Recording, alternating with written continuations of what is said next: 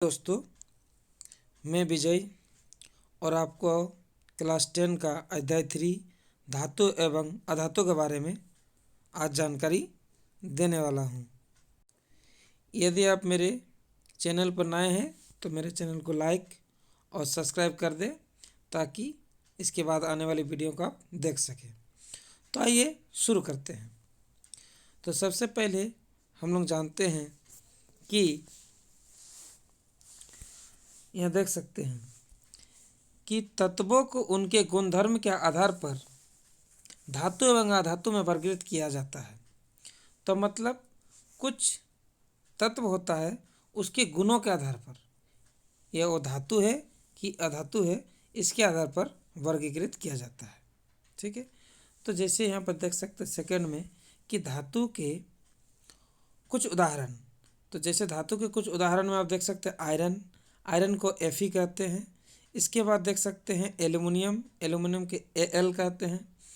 तीसरा देख सकते हैं चांदी को Ag कहते हैं। उसके बाद आप देख सकते हैं कॉपर को Cu कहते हैं। ये आप धातु के कुछ उदाहरण यहाँ पर आप देख सकते हैं। ठीक है। इसके बाद आप देख सकते हैं अधातु के कुछ उदाहरण देख सकते हैं आप, जैसे हाइड्रोजन को H से दर्शाया जाता है। नाइट्रोजन को N से दर्शाया जाता है। तीसरा आपका सल्फर को S से दर्शाया जाता है। इसके बाद आता है आपका ऑक्सीजन को O से दर्शाया जाता है। इस प्रकार आप देख सकते हैं कि धातु और अधातु में वर्गीकृत करना। अब इसके गुणधर्म के बारे में हम जानकारी आगे लेंगे। चलिए आगे बताते हैं। तो अब देख सकते हैं यहाँ पर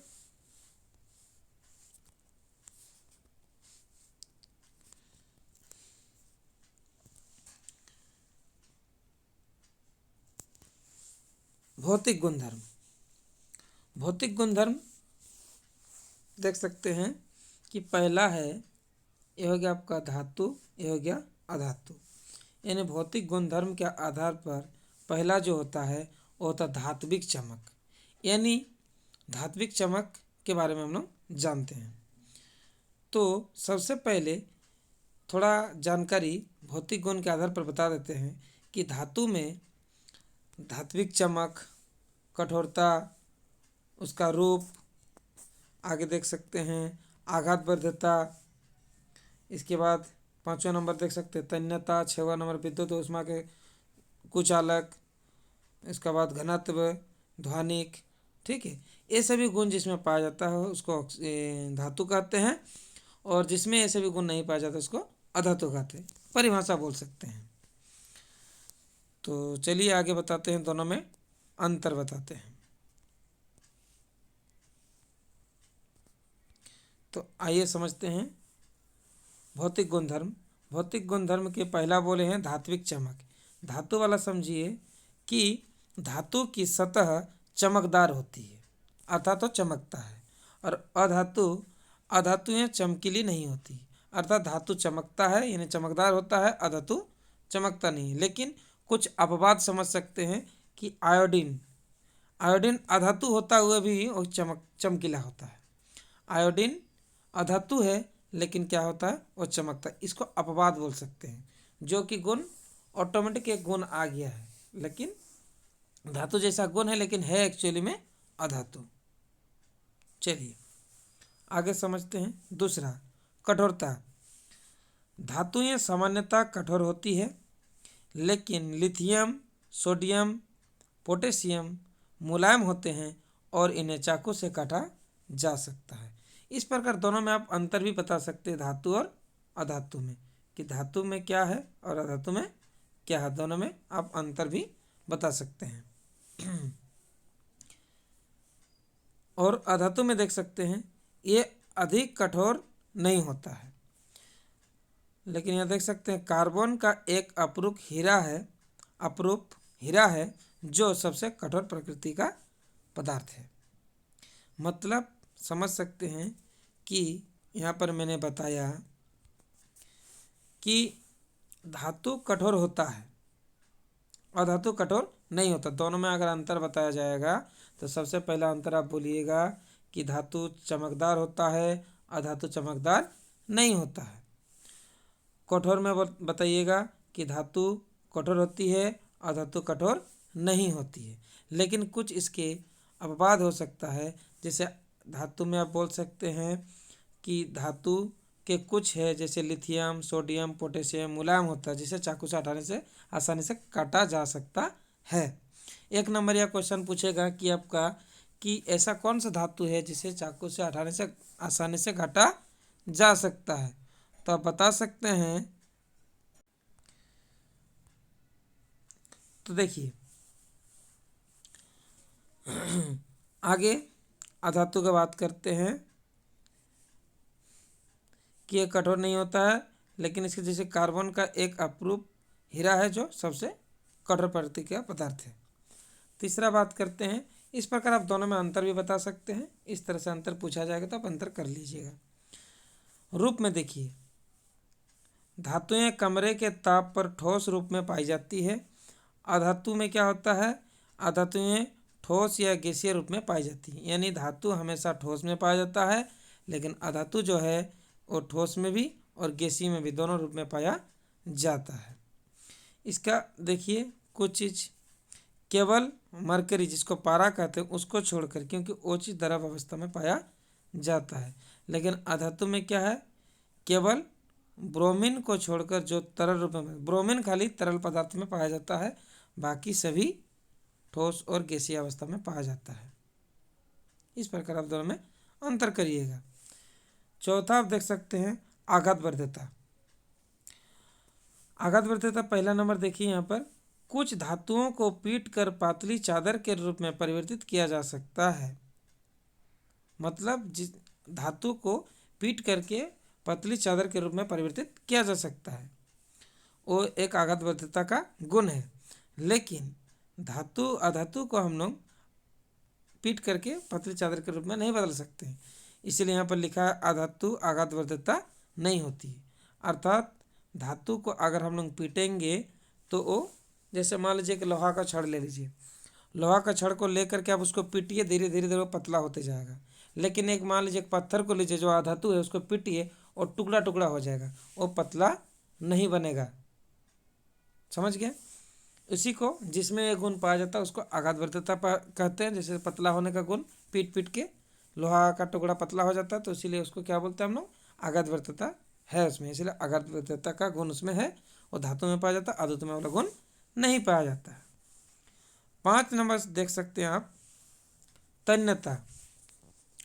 तन्यता क्या है, तो देखिए धातु में दिया हुआ है कि धातुओं को पतली तार के रूप में खींचा जा सकता है, और अधातु में तन्यता नहीं होती है। मतलब पतली तार के रूप में खींचा जाए, जैसे आप देख सकते हैं लाइन वाला जो तार होता है, यानी धातु होता है, तांबा हो, एल्युमिनियम हो, ये सभी क्या है, धातु है, जिसको खींच करके गर्म करने के बाद उसको खींच करके पतली तार के रूप में परिवर्तित किया जा सकता है। सोना भी एक धातु है जिसको खींच करके लंबा तार बनाया जा सकता है, जिसमें आप देख सकते हैं सोना का जो भी गहना वगैरह होता है, जो भी आभूषण होता है, उसमें अलग अलग प्रकार का डिजाइनिंग बना होता है, उसी से बनाता है। लेकिन अधातु में वाला गुण नहीं पाया जाता है तन्यता का। चौथा को समझ सकते हैं, सॉरी 6 नंबर, विद्युत और ऊष्मा के चालक। देख सकते हैं धातु में सामान्य धातुएं विद्युत व ऊष्मा की सुचालक होती है। मतलब क्या है कि आप देखिएगा कि किसी धातु को मान लीजिए, जैसे मान लीजिए एक लोहा हो गया, एक एल्युमिनियम हो गया, या फिर ले लीजिए एक तांबा, उसको करंट में लगाइए और दूसरा तरफ बल्ब को जोड़िए, देखिए कि ऊष्मा उसमें विद्युत का चालन होगा, एक जगह से दूसरी जगह विद्युत आ जाएगा। तो मान लीजिए एक लाइट जलाते हैं हम लोग, तो तार के माध्यम से, तार क्या है, एक धातु है जिसको ज्वाइन करते हैं तो पावर आ जाता है, लाइट जलता है। लेकिन अधातु में ऐसा नहीं होता है। अधातु विद्युत का और ऊष्मा का कुछ अलग होता है। जैसे आप मान लीजिए एक ले लीजिए प्लास्टिक का छड़, प्लास्टिक का तार, और प्लास्टिक में आप जोड़िए और उसमें बल्ब जलाइए, क्या जलेगा? तो विद्युत उसमें से होकर नहीं आएगा, इसीलिए वो अधातु होता है, कुछ अलग होता है। ठीक है, आप बताते ऊष्मा, एक छड़ लीजिए, छड़ जो कि धातु है, और उसमें गर्म करिए आप उसको, तो क्या होगा देखिएगा, जिस साइड को गर्म करिएगा धीरे धीरे धीरे धीरे आपका जिस साइड गर्म नहीं भी कर रहे उस साइड में भी पूरा का पूरा छड़ धीरे धीरे गर्म हो जाता है। तो ऊष्मा का भी चालन करता है धातु, लेकिन अधातु में ऐसा नहीं होता है। अब मान लीजिए लंबा प्लास्टिक का कुछ ले लीजिए छड़ वगैरह, उसके एक साइड को गर्म करिए दूसरा साइड आपका गर्म नहीं होता है, ये वाला गुण अधातु का होता है। लेकिन कुछ कुछ इसमें है। ग्रेफाइट देखिए, ये देख सकते हैं अधातु में ग्रेफाइट। ग्रेफाइट किसको बोलते हैं? आप देखिएगा पेंसिल जो होता है उसका नुकीला जो काला रंग का होता है पेंसिल के अंदर में बीचों बीच जो होता है उसको बोलते हैं ग्रेफाइट, जो कि विद्युत का चालन करता है। गलती से भी आप उसको कभी भी लाइन के साथ संपर्क में नहीं जोड़िएगा विद्युत के साथ, नहीं तो आपको झटका लग सकता है। वो जो अंदर रहता है वो विद्युत का सुचालक होता है, यानी विद्युत को अपने से होकर दूसरे प्रवाहित कर देता है उसमें, इसलिए विद्युत का सुचालक होता है।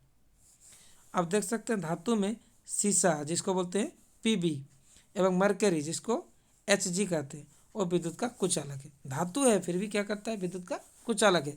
ग्रेफाइट क्या है? अधातु है लेकिन विद्युत का चालन करता है, ये उसका अपवाद है। चलिए आगे बात करते हैं। देखिए घनत्व धातु के बारे में, सामान्यतः अधिक घनत्व में उच्च गलनांक होता है। धातु में गलनांक मतलब बहुत जल्दी नहीं गलता है। आप छड़ को ले जा उसको गलाइए गर्म करिए तुरंत नहीं जलेगा, तुरंत मतलब वो गलेगा नहीं, ठीक है। वही अधातु क्या होता है? उसका गलनांक और घनत्व क्या होता है? कम होता है। लेकिन यहाँ देख सकते हैं धातु में सोडियम और पोटेशियम का घनत्व गलनांक कम होता है, इसका अपवाद है, ठीक है। चलिए 8 नंबर ध्वनिक। धातुएं कठोर सतह से टकराने से आवाज़ उत्पन्न करती है, पैदा करती है। मतलब देखे होंगे आप स्कूल का घंटी, उसको बजाइए टंग टंग, जो कि घंटी होता है वो आपका धातु का लोहा का बना होता है। लोहा की जो कि एक धातु है उसको आप बजाइएगा तो उसमें एक आवाज़ एक ध्वनि निकलेगा, एक आवाज़ निकलेगा जिसको हम लोग ध्वनिक कहते हैं। तो वो चीज़ धातु में गुण पाया जाता है, लेकिन अधातु में एक गुण नहीं होता। एक लकड़ी का आप उस तरह से घंटी बनाइएगा और उसको बजाइए देखिएगा उतना आवाज़ उत्पन्न नहीं होगा और वो ज़्यादा दूर तक नहीं फैलेगा। लेकिन लोहा वाला में जैसे मारेंगे आप टंग करके बहुत देर तक आवाज़ आएगा, लेकिन अधातु में ऐसा गुण नहीं होता है। और एक है ऑक्साइड, देख सकते हैं आप 9 नंबर में कि अधिकतर धातुएं क्षारीय ऑक्साइड बनाती है, ठीक है, और अधातुएं अम्लीय ऑक्साइड बनाती है। बस इतना आप याद रखिएगा कि धातुएं क्षारीय ऑक्साइड बनाती है, अधातुएं अम्लीय ऑक्साइड बनाती है।